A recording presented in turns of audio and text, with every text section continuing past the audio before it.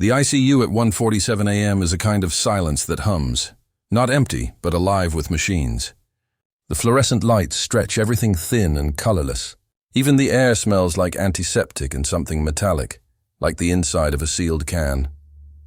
Through the glass, my daughter lies perfectly still. Emily, she's just 30 years old. My girl who used to laugh so loud at the dinner table that even our old beagle, Tucker, would wag his tail. Now her skin looks like melted wax under the tangle of IV lines. Her lips are dry, almost gray. The monitor keeps a slow, steady rhythm, like a heart that's forgotten how to rush. A nurse stands beside her, adjusting the settings on the ventilator. She's young, maybe late 20s, with tired eyes and a badge that reads Carla. She doesn't meet mine. She's stable for now, she says softly, checking the drip. You were listed as emergency contact, I blink. Not her husband? We tried. Carla's tone is flat, practiced. He didn't answer. Something in my chest folds in on itself. The sound of the monitor fills the space between us.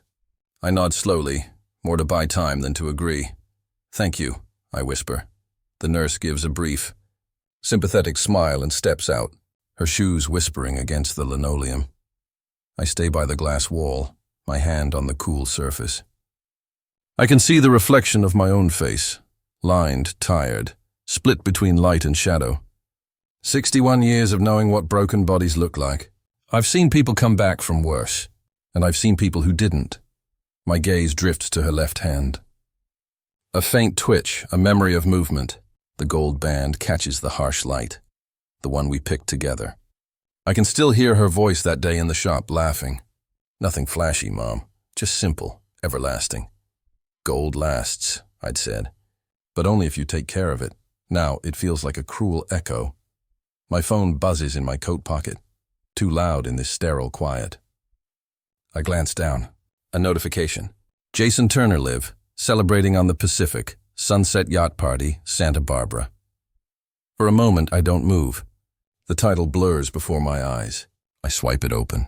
The screen floods with music and golden light, laughter, waves catching the last burn of sunset. Champagne glasses clinking. Someone shouts, "To new beginnings!" And there he is, Jason. Perfect hair, that smug half-smile that charmed everyone, even me once. He's standing on the deck, sun on his face, a bottle of Veuve in hand. And when the camera pans wider, I see an arm draped casually over his shoulder. A woman's arm, tanned, manicured nails, not Emily's. My throat goes dry. I check the timestamp. 4:36 a.m. Less than an hour ago, he's out there and laughing. Alive, drinking under a pink California sky, while my daughter lies here, her body fighting to keep rhythm with a machine. The screen trembles in my hand. I set it down on the counter before I drop it. For a long moment, I just breathe. In, out. My heart feels too large for my chest. I walk into the room and pull the chair close to the bed. The leather cushion sighs under me. I take Emily's hand. It's cold, but there's weight, presence. Her nails are chipped, one of them still faintly painted coral. You're not alone, baby, I whisper, my voice cracking. I'm here. Her eyelids don't move, but her fingers twitch slightly against my palm. I brush a strand of hair from her forehead, careful not to disturb the wires taped to her skin. The machines hum around us, the ventilator's rhythm, the monitor's steady pulse, the faint hiss of oxygen. It all sounds like a lullaby written by someone who forgot how to hope. I look toward the window again. The red hospital lights outside blink against the black sky, slow and patient, like muted warnings. A storm must be brewing. I can almost smell the rain behind the glass. I whisper her husband's name like a test of my own restraint. Jason, the name tastes bitter. I think of the last time I saw them together. Thanksgiving, 8 months ago. Jason carving the turkey like he'd invented the knife. Emily glowing with pride beside him. He'd called me Mom 3 times that evening, and I'd believed him each one. Now the truth sits here, cold and fluorescent. I close my eyes and realize she doesn't know I came back early from my sister's place. She doesn't know I saw the truth for myself. And Jason, he has no idea that I've seen him either. The thought steadies me.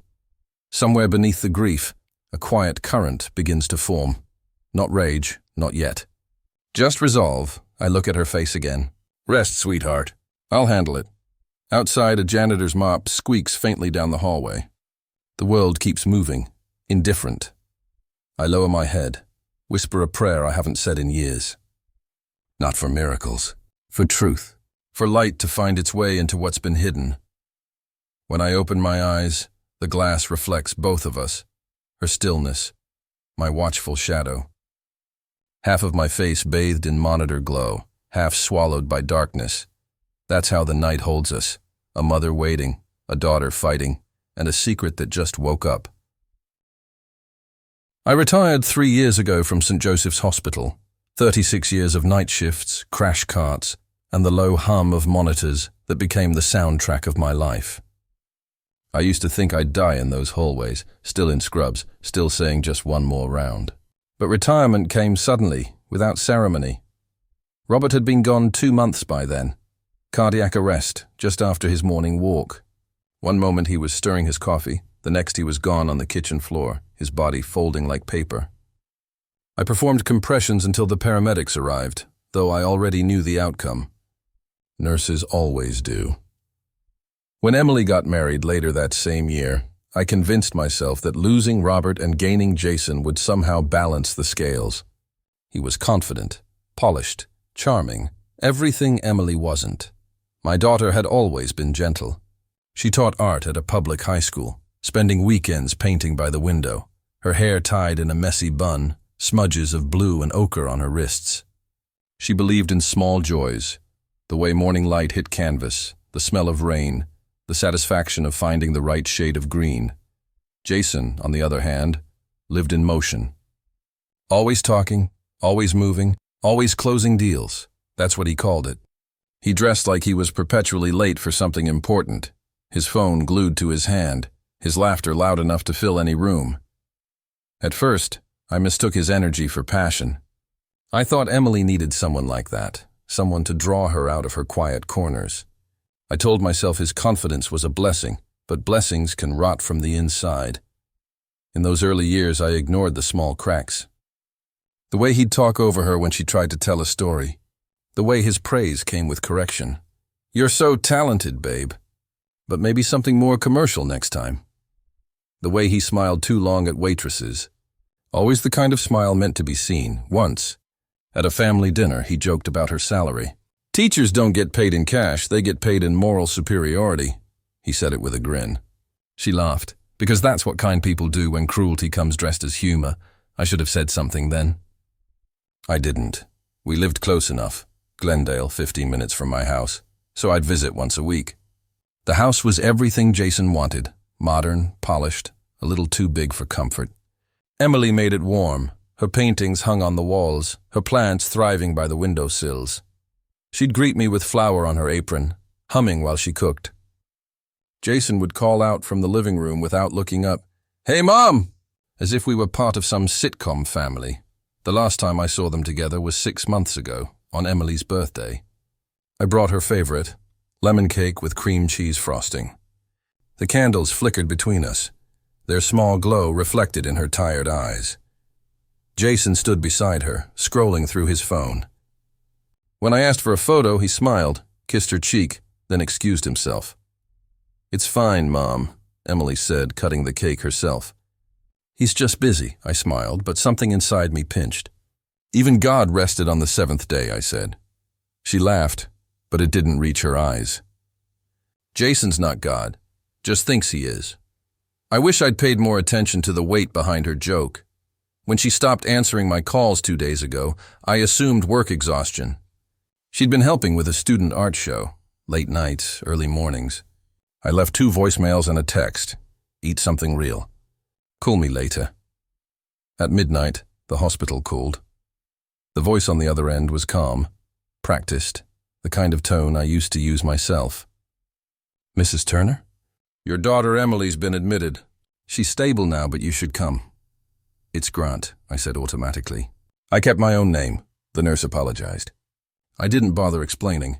That choice, keeping my name, was my quiet rebellion. A small anchor to selfhood in a world that expected women to merge. to dissolve.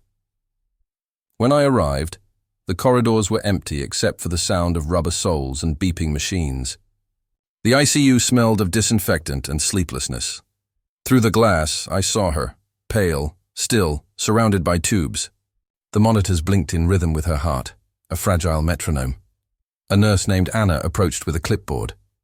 "You can stay the night, Mrs. Turner," she said kindly. "Grant," I corrected again. "It's Grant," she nodded politely, not realizing how deliberate that insistence was. Names, I'd learned, were often the last defense of dignity. Anna brought me a cup of coffee, hospital-grade bitterness too hot to hold. I sipped it anyway, anything to stay anchored.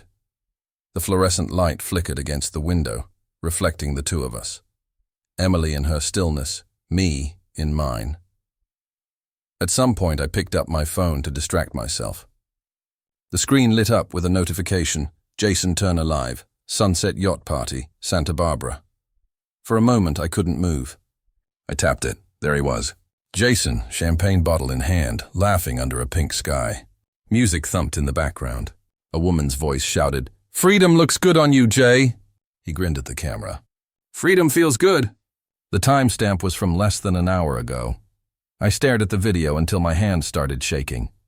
The phone slipped and hit the tile with a crack, but I didn't pick it up.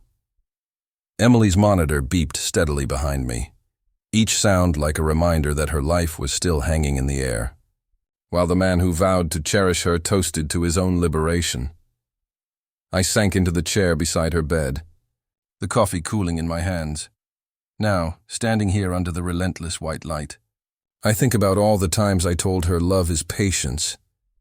Maybe I was wrong. Maybe patience is just the word we use to excuse cruelty.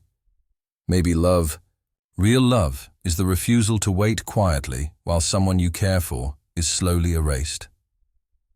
The nurse's footsteps fade down the hallway. The only sounds left are the ventilator's rhythm and my own breathing. I glance at my phone again, the video still looping silently. Jason's laughter frozen mid-toast, the champagne mid-air. The caption burns in my mind. Freedom feels good. Something shifts in me. Small, quiet, irreversible. The kind of shift that happens not when you break, but when you stop pretending something isn't already broken. I take one last look at my daughter, her face pale under the soft machine light. Then I whisper to the empty room, not as a plea, but as a promise. "You're not alone, baby. I'm here now." And I know, with the same certainty I used to feel when a patient's pulse finally steadied under my hand, that the moment dignity turns into resolve is the moment everything starts to change. By morning, the ICU feels colder, brighter, that cruel kind of daylight that turns everything too visible. Visiting hours have reset, but I've barely slept. I'm still in the same chair, Emily's hand still in mine. Her skin feels warmer now, her breathing steadier. Outside, nurses change shifts, rolling carts clattering softly down the hall. Then I hear it, a voice too loud for this place. "Maggie." I came as soon as I heard. Jason. He walks in like he's arriving at a brunch, not an intensive care unit. Sunglasses on, collar open, a faint reek of salt and liquor wrapped around him like a halo of bad choices. His tan is fresh, too fresh for someone whose wife has been in a hospital bed for 4 days. I stand, not to greet him, but because sitting feels too vulnerable. "You didn't pick up the phone for 6 hours, I say quietly. He shrugs, takes off his glasses. His eyes are bloodshot, pupils small. I was out of range. "Business trip, Santa Barbara?" He hesitates, just for a breath, then forces a smirk. "Something like that." His phone buzzes on the counter beside him. He glances down. The screen lights up, a photo wallpaper. A woman in a red dress, wind in her hair, smiling against a sunset. Not Emily. I don't react. Not yet. He notices my silence and starts straightening the cuff of his shirt, as if control could be ironed back into fabric. "How is she?" Before I can answer, the door opens. "Mrs. Turner?" A woman's voice, firm, professional. "I'm Dr. Patricia Hendricks." She's about my age, tall, gray streak through her bun, eyes sharp enough to cut through pretense. She looks at Jason briefly, then at me. "Your daughter's condition is stable for now." However, dehydration and exhaustion of this level don't happen overnight. It suggests prolonged stress, possibly anxiety or overwork. Jason's posture tightens. She's fragile, always pushing herself too hard. I keep telling her to slow down, but she won't listen. I let him finish, then meet the doctor's gaze. No, Jason, she's tired of holding up your lies. Dr. Hendricks doesn't flinch. She nods once, almost imperceptibly, and makes a note on her clipboard. We'll continue hydration therapy and monitor her vitals. Someone from Psych Consult might stop by, if you're comfortable with that. Jason forces a smile. Whatever she needs. Good, the doctor says, already moving toward the door. Because what she needs right now isn't denial. When she leaves, silence settles between us like dust. Jason runs a hand through his hair, exhaling sharply. You always think the worst of me. No, Jason, you just make it very easy. He glares, jaw tightening, but he says nothing. Instead, he slips his phone into his pocket and walks out. Later that morning, I go down to the cafeteria. I need air that doesn't smell like bleach. The place is half empty. Coffee machines hissing, nurses hunched over trays. Margaret Grant. I thought that was you. I turn. Linda Cooper. We started at St. Joseph's the same year, 40 years ago. She's hospital administration now. Sharper suits, same gentle eyes. She slides into the seat across from me, sets down a mug of tea. You look like you've been through a week in one night. Feels longer, I say. How's Emily? Stable, they said. For now, she studies me. You know something's wrong, don't you? I exhale, nodding. I saw the video. The yacht thing? My throat tightens. Yes. Then you have your answer, she says softly. Her words land heavy. She doesn't mean it cruelly, just factually. The way nurses learn to talk when comfort isn't possible. What are you going to do? She asks. What I should have done years ago, I say. The next few days move like a slow heartbeat. Days of IV drips, chart updates, visiting hours that come and go. Jason comes in every day around noon, always after the cameras from the nurses' station have cycled through their morning checks. He brings flowers once, lilies, too strong, like perfume trying to mask rot. He asks performative questions. How's her blood pressure? When will she be conscious again? Should I call the press if it gets worse? The nurses whisper behind his back. That's the husband. He looks fine for a man whose wife nearly died. On the fourth day, Emily stirs. I'm by her side, half asleep with my chin on my hand when I hear her voice. Faint, dry. Mom? My head jerks up. Her eyes are half open, unfocused. Sweetheart. Hey, I'm right here. Don't move too much. You're safe. Her fingers twitch around mine. Where's Jason? She asks, her voice barely a breath. I glance at the empty chair. He stepped out for a bit. Her lips tremble. Tell him. I saw the photos, I freeze. What photos? I whisper, leaning closer. But her eyelids flutter, her breathing slows, and the monitor steadies again. I sit there, her words echoing in my head. I saw the photos, so she knew. Maybe she'd known all along, just didn't want me to see it too. That evening, Jason returns, restless energy radiating off him. He's at the front desk, voice rising. What do you mean the bills need to be paid up front? She's insured! Can't this be handled through her plan? The young nurse looks flustered. Sir, the insurance claim was denied under your account name. There's an outstanding balance that I've got liquidity issues, okay? It'll clear in a few days. I step out from the hallway, coffee in hand. My voice cuts through his performance like a scalpel. You mean you spent her savings on your yacht weekends? He freezes. For a split second, his face loses all color. You've been checking my phone? He says low, sharp, no. The world showed me what kind of man you are. He blinks, twice, like the words hit harder than he expected. Then, predictably, the anger comes. You don't understand.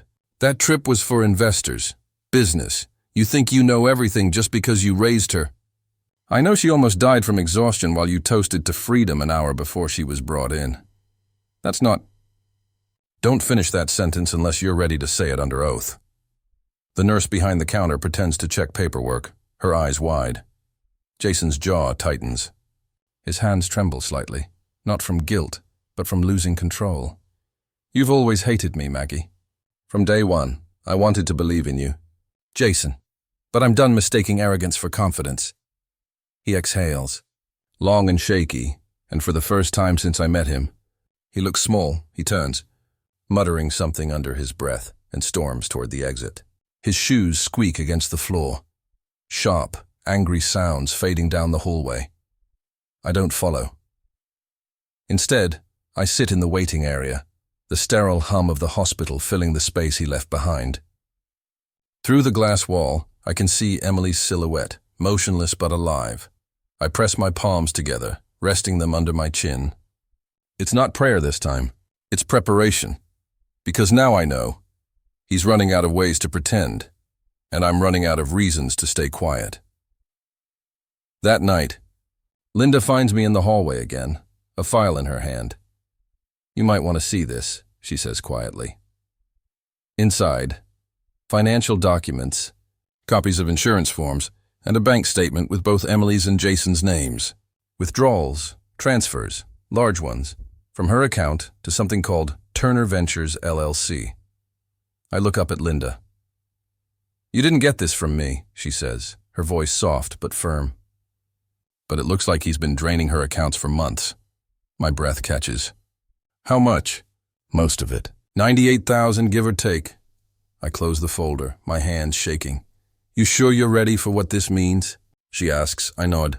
He's been taking everything. Time, money, her health.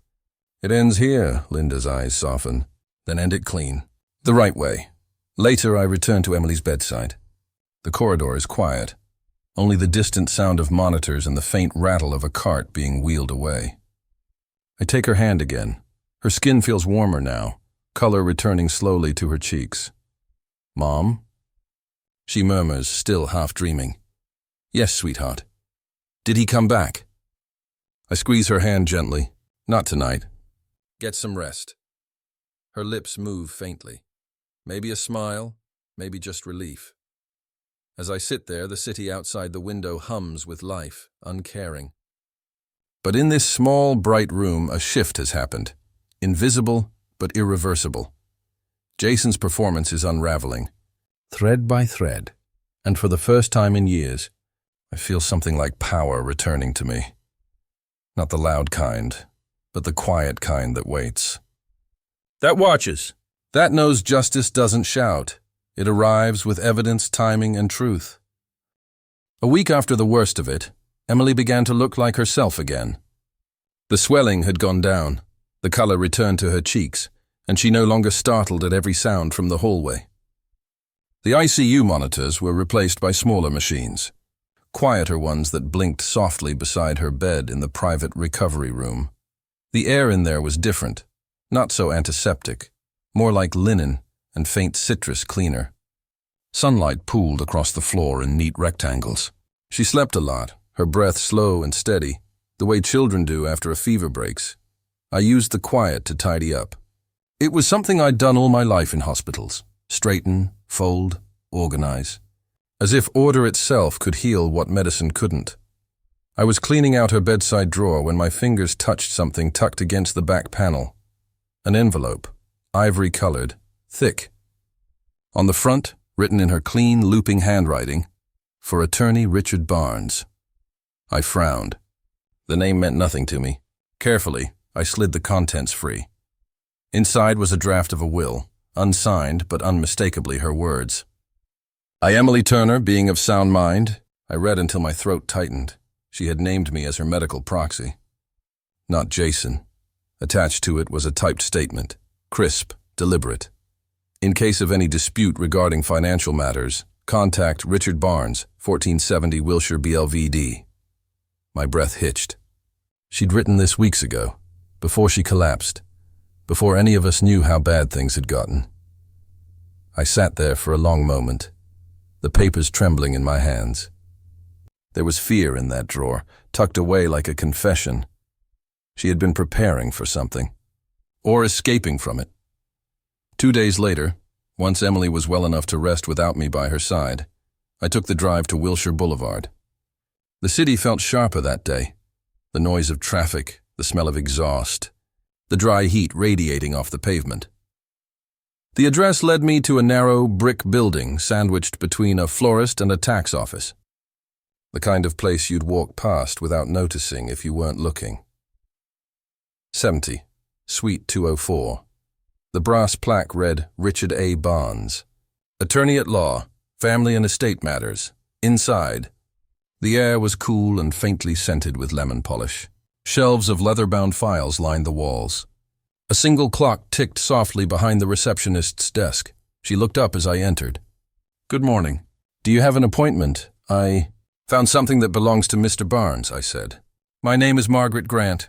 My daughter, Emily Turner, left this envelope with his name on it." The woman's expression shifted subtly. Recognition, then understanding.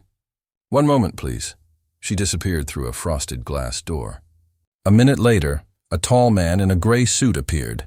Silver hair, clear eyes, and a calm that could only come from decades of hearing other people's worst secrets. "Mrs. Grant," he said, extending a hand. "I wondered when I might see you."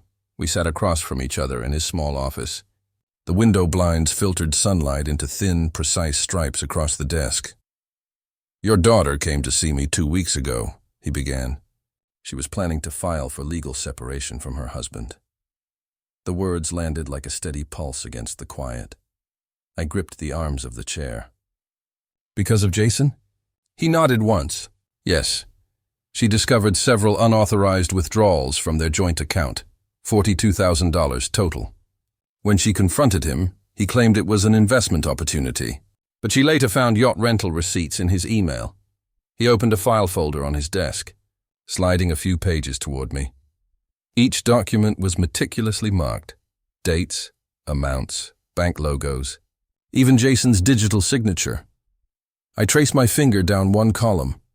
April 3rd, $8,500, Charter Pacific Yachts, Santa Barbara. Another, April 9th, $12,000, Turner Ventures. LLC, unregistered.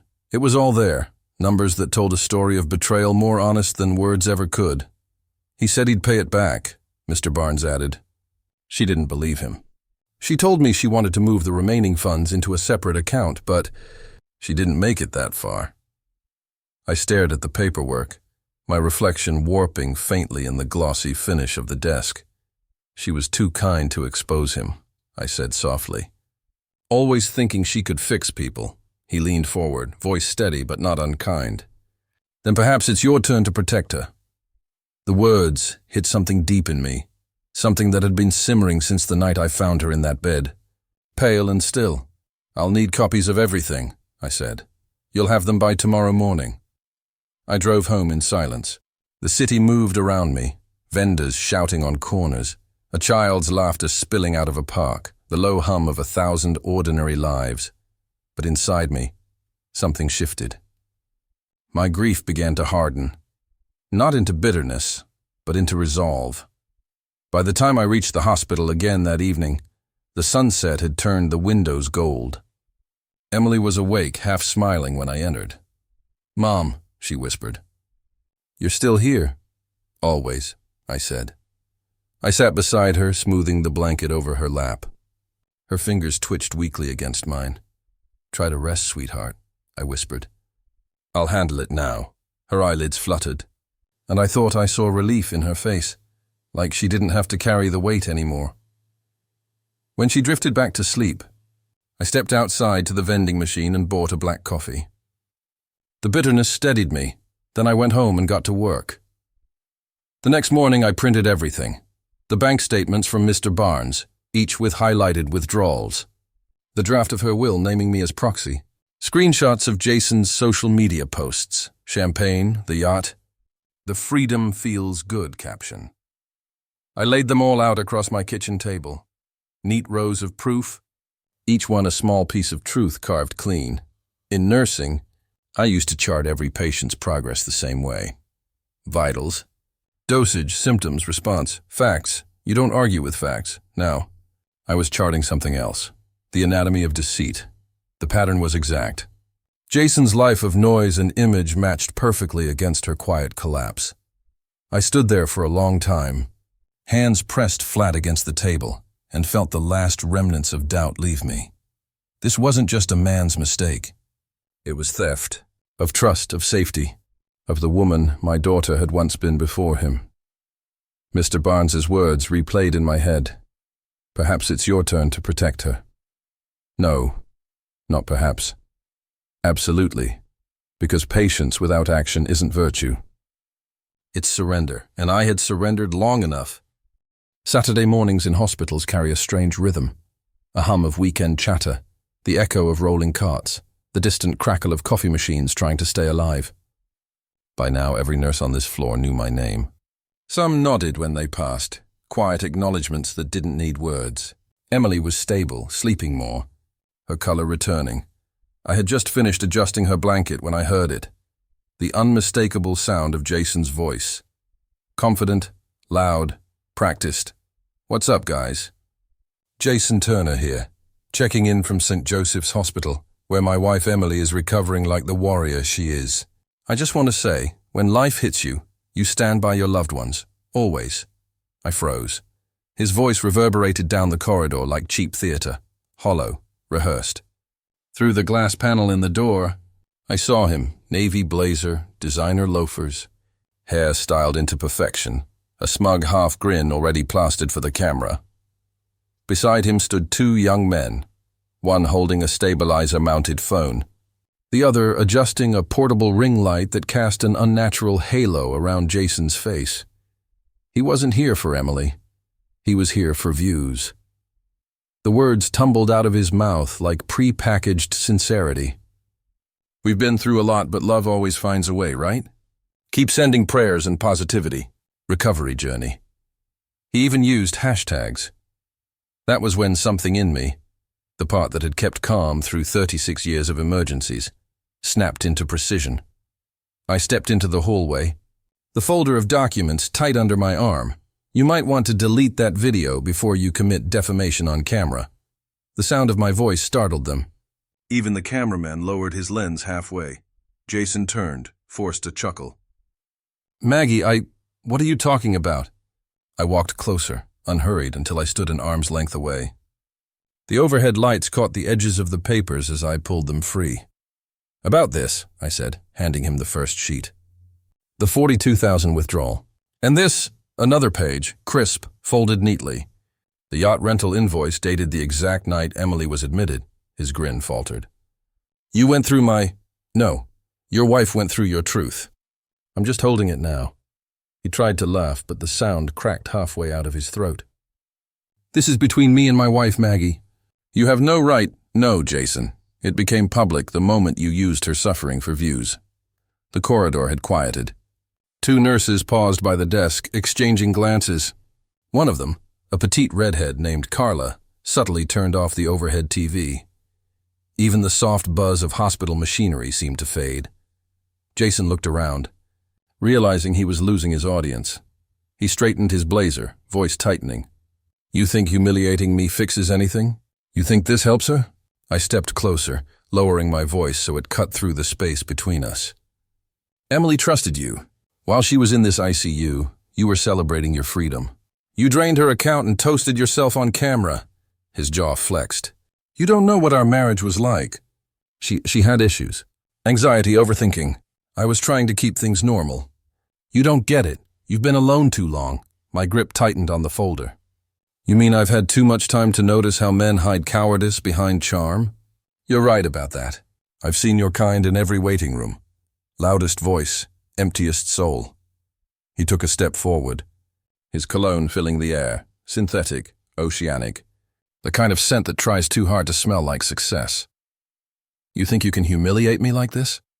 He spat. "No, you already did that yourself." The words hung there, sharp and still. Behind him, the ring light flickered off. The young cameraman lowered his device completely, muttering, "Man, let's just go." Jason ignored him, his face contorting between anger and disbelief. "You don't understand. I was drowning too. I needed a break." "Everyone thinks I'm some villain. You needed a break from what?" I cut in. "From loyalty? From responsibility? From the woman who still defended you while her body shut down." He flinched, as if the words themselves had weight. For a moment, I saw it. Not guilt, but exposure. The panic of a man realizing the mask he'd spent years polishing no longer fits. He ran a hand through his hair, pacing now. You think you're so righteous, don't you? Always hovering, always judging. You turned her against me, I didn't move. She saw who you were long before I did. You just assumed her silence meant approval. It didn't. It meant she was surviving you. A murmur rippled through the small crowd that had gathered. Nurses, a doctor, a janitor pausing mid-step. Even Linda from administration stood near the end of the hall, arms crossed, watching quietly. Jason's voice cracked. This is insane. You're making a scene. No, Jason, you made a show. I'm just switching off the lights. He took another step forward. His hand half raised in frustration, not to strike, but to assert the dominance he no longer owned. You don't scare me, he hissed. Good, I said. Calm. Because fear isn't what I want from you. Accountability is. You think you can... Enough. My voice cut clean through the corridor. Enough pretending this is about love. You stole from her. You lied to her. And while she was dying, you branded her pain as content. That's not love. That's parasitic, he blinked, the words landing with slow, heavy impact. His shoulders slumped, just a fraction, and the manic energy drained from his face. I was trying to build something, he muttered. Almost to himself. You built it on her exhaustion. That was when security arrived. 2 men in Navy uniforms, calm but firm. Sir, we're going to need you to lower your voice and step outside. Jason laughed bitterly, gesturing around him. You see this? She's turning everyone against me. I'm the victim here. No one responded. One guard placed a hand on his arm. This way, sir. Jason jerked back, but then stopped. He looked around, at the staff, the nurses, the silent witnesses to his unraveling, and something inside him seemed to break. He pointed at me. You think this is over? You have no idea. You're right, Jason, I said softly. I have no idea what it's like to destroy everything you touch. But you do. And now everyone else does too. His mouth opened as if to reply, but nothing came. Just breath. Harsh, uneven. The security guards guided him down the hall, his expensive shoes squeaking against the waxed floor. I watched until the doors closed behind him, the echo fading like the end of a bad performance. Then the silence settled. Heavy. Cleansing. Linda approached first, touching my arm gently. You okay? I nodded once. Better than he is. When I stepped back into Emily's room, the world felt smaller, quieter. She was awake, pale but alert, eyes glossy from unshed tears.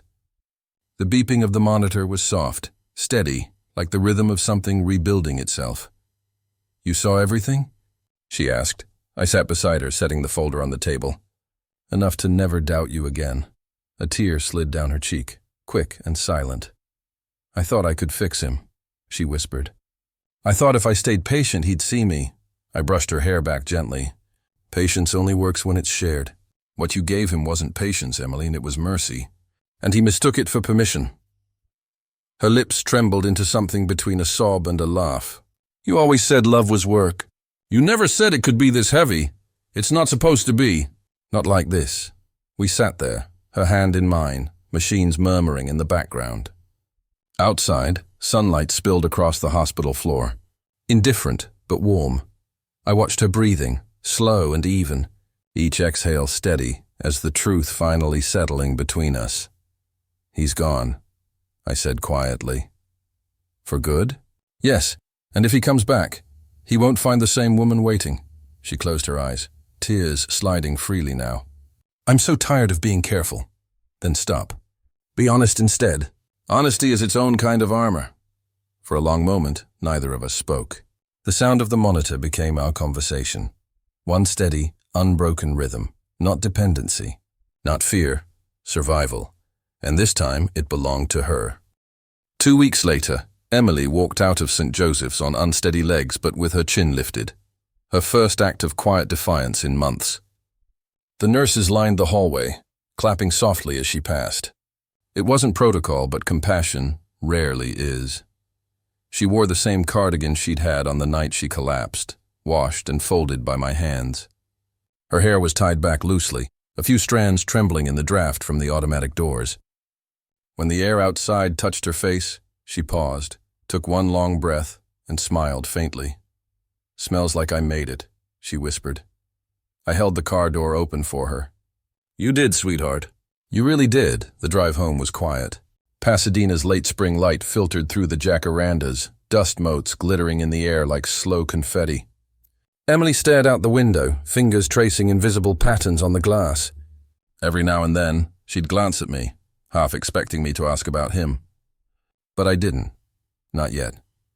By the time we reached my bungalow, she was pale from fatigue. I guided her to the couch and tucked a pillow behind her back. The house smelled faintly of basil and lemon oil. The television was off. The world had already said enough. That first night home, I made soup, chicken and rice. Simple, warm. She insisted on chopping the parsley herself, her hands trembling slightly with the knife. We cooked in silence, side by side. There was no need for words. The kitchen's rhythm, the soft scrape of the ladle, the low simmer, said enough. At dinner, she whispered, "I feel guilty." I looked up. "For what?" "For being relieved he's gone." I set my spoon down. "Relief isn't betrayal, Emily.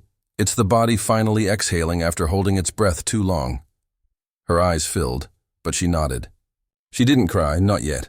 She just ate slow, deliberate spoonfuls, tasting freedom one bite at a time. A day later, Richard Barnes called. His voice was calm, efficient as ever. "Mrs. Grant, all accounts under Turner Holdings have been frozen. Your daughter's funds are secure. We've also filed the motion for legal separation. Proceedings will remain private, documented, not dramatic. Thank you, Richard. She doesn't need another scene. She needs silence. You'll have it. Also, the bank's fraud division confirmed the withdrawals you provided. It's clean evidence. He won't have access again." After we hung up, I sat by the window for a while, listening to the wind shift through the lemon tree outside. I felt nothing triumphant, just steady, like the earth settling after a tremor. The fallout came quickly. 3 days later. His video leaked online. Not by me, but by someone from the hospital corridor. One of the bystanders who'd filmed that morning confrontation. Jason Turner, local entrepreneur, influencer, self-proclaimed family man, caught being escorted from St. Joseph's Hospital after shouting at his mother-in-law. The caption did the rest. Within hours, sponsors pulled out. His affiliate links disappeared. A company statement followed. "Our brand does not condone exploitation or insensitivity during medical crises." The yacht company posted too. "All client footage captured on our charters remains confidential." We were unaware of any misrepresentation. He had built his empire on an image, curated, filtered, and hollow. The moment real life leaked in, it collapsed. The comments flooded every platform. Unbelievable. She almost died and he filmed a vlog. Karma. Comes with receipts. I didn't show Emily. I just turned off her phone and placed it in a drawer. Some truths heal faster when they're not replayed, Dr. Patricia. Hendricks came by the bungalow one afternoon. A clipboard under her arm and a faint smile that almost softened the exhaustion on her face. She checked Emily's vitals, adjusted her prescription, then glanced at me. "She's healing well. Physically, at least," I nodded. "The rest will take time." Patricia sighed, tapping her pen. "Time's the best medicine we don't bill for. You're doing the right thing." Before she left, she paused by the door. "You remind me of some of my old patients' mothers, strong enough to carry 2 people until one can stand again. Just remember to rest when she finally does." Her words lingered long after she was gone. A few days later, Linda Cooper came by from the hospital, a manila envelope tucked under her arm. "You've got mail from billing," she said. Setting it on the kitchen counter, I opened it carefully. Inside were final statements from the hospital's finance department, stamped processed. The unpaid portion of Jason's bill, his signature beside it, had been redirected to collections. Linda grinned faintly. "He'll be hearing from them soon enough." "Good," I said. "Let him finally answer a call he can't ignore." We laughed, not out of spite, but release. The sound felt new in the house. Evenings settled into a rhythm. We'd eat dinner early, wash dishes together, then sit on the porch under the soft Pasadena dusk. Emily often painted, Small canvases of light and shadow, hands moving slow, deliberate. Once, she painted the view from her hospital window, that sterile horizon softened with pinks and golds. When she finished, she handed it to me. "For you, Mom. For watching over me when I couldn't see anything at all." I ran my fingers over the brushstrokes. "It's beautiful," I said. "But you missed one thing," she frowned. "What?" "The reflection in the glass. I was there, too." "Half in shadow, half in light," she smiled, small and knowing. "Then it's exactly right." At night, when the house went still, I'd stand at the kitchen window with a cup of tea. Outside, the moonlight spilled across the garden. Quiet. Forgiving. The lemon tree rustled. Tucker's old collar still hung by the back door, clinking faintly when the breeze moved. For the first time in years, my chest didn't ache. My shoulders didn't tighten when I lay down. I slept through the night. Not because everything was fixed, but because the truth had finally stopped hiding. It lay here now. In plain sight, clean as the air after a storm. 6 months later, spring arrived like a gentle apology. Soft, slow, full of light that didn't hurt to look at anymore. The curtains in the living room stayed open now. The air smelled faintly of lavender and turpentine, and the hum of life, real, uncurated, had returned to the house. Emily painted again. She stood by the window in one of Robert's old shirts, sleeves rolled up, sunlight brushing across her face. Her latest canvas showed the sea, calm, endless, blue.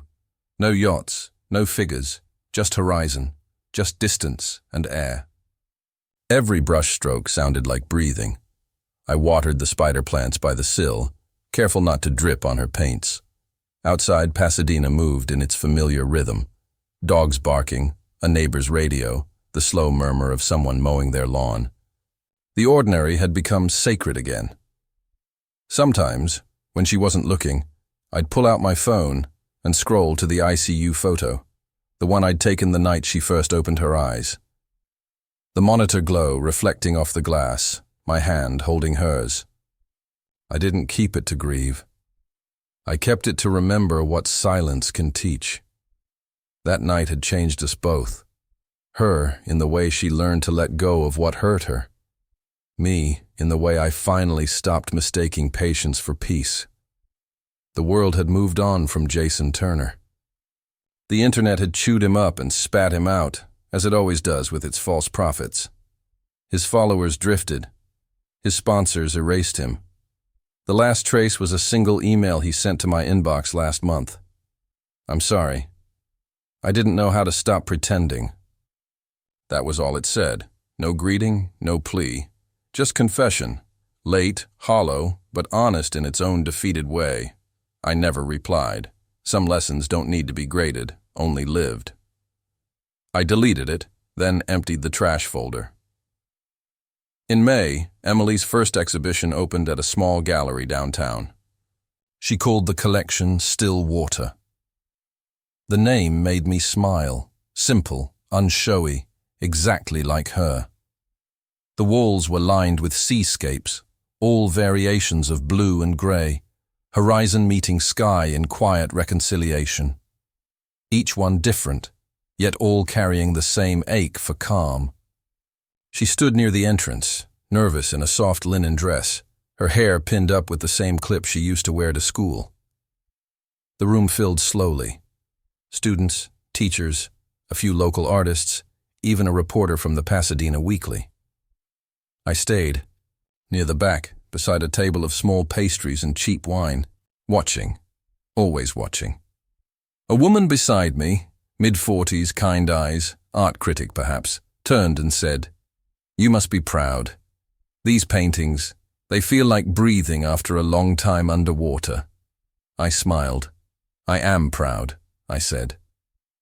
She learned to swim again. The woman nodded, not entirely understanding. But that was fine. Not every truth is meant for strangers. When the gallery lights dimmed at closing, I looked once more at her painting, the centerpiece. It showed the ocean at dusk. The water wasn't wild or flat. It simply was. Still, strong, existing without needing to prove anything. Emily came over and leaned her head on my shoulder. "You stayed the whole time," she said softly. "Of course I did. I wanted to hear the world clap for you." She laughed, quiet and full. It didn't feel like applause. It felt like quiet, but good quiet. "The kind that means something," I said. We stood there for a long while, just looking at her work.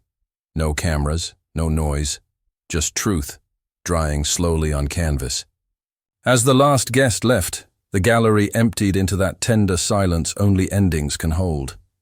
I whispered, more to myself than to her, not a prayer this time, but a verdict earned through every sleepless night and every restrained word I'd ever swallowed.